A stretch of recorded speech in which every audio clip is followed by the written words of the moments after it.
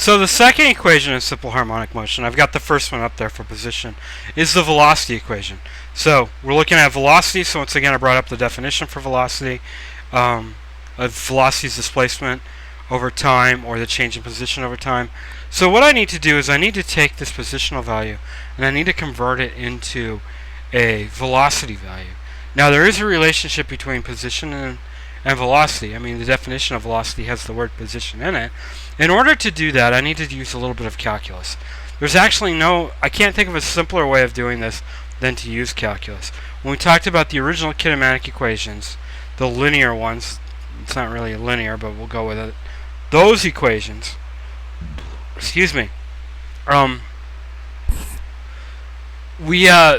there is actually a way in which we could talk about it without using calculus. I don't necessarily see the benefit of it.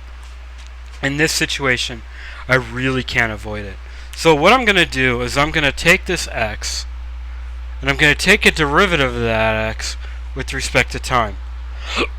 So in order to do that, I have to do it to both sides.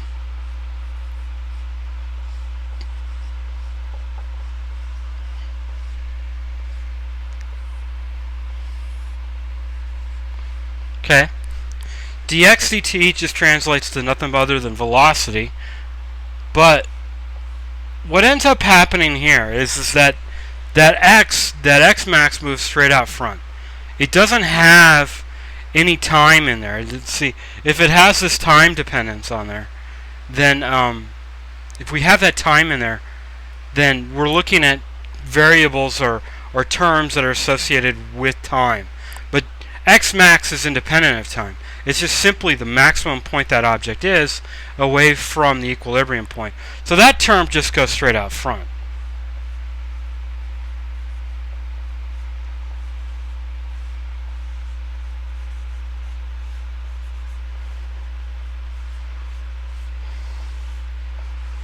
Then I have to take a derivative on the other side.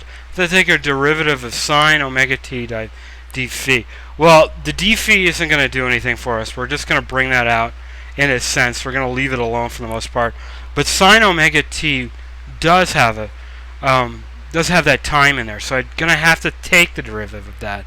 When I take the derivative of that, I'm going to move the term that's in front of the t, or not the term, the variable that's in front of the t, and bring it out front. And then I'm going to take sine omega t, the derivative of that. Okay? What that turns out to be is v is equal to x max. I'm bringing that omega out front, and then the derivative of sine is going to be cosine.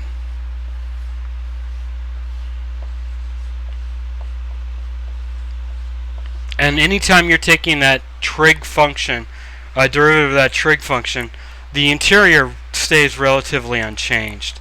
This omega t plus v didn't change at all. Okay, so I'm now left with v is equal to x max times omega, that angular frequency. It also turns out to be the natural frequency of my system, times cosine times this value, or the cosine of this stuff in the inside, omega t times v. Now, what that does, well, the interesting thing about this is when I look at it, we talked about x max being the maximum position, being an amplitude. What do you think? Well, take one step back. Now we have a cosine function here. And a cosine function and a sine function are relatively the same thing.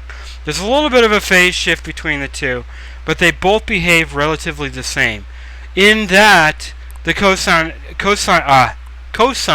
is a bound function, which means that it goes from 1 to -1. It can't go any bigger than that.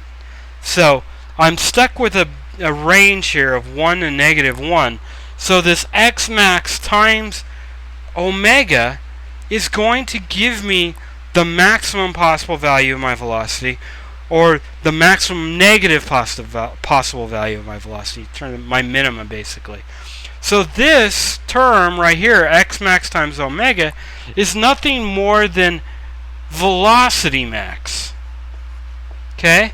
So this right here is nothing but velocity max. Thank you, Nora.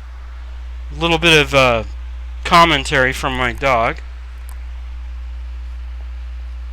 She's probably going to bark again. But that term, the important part right there, is that that's velocity max. Okay? And then, once again, we're going to bring on this cosine omega t plus phi. Okay? So that's the equation of velocity for simple harmonic motion. Velocity is equal to maximum velocity, which is also maximum position times omega, this natural frequency, natural angular frequency, times cosine, times our doing an operation on omega t plus phi. Okay? And we've already talked about omega being natural frequency in the position one.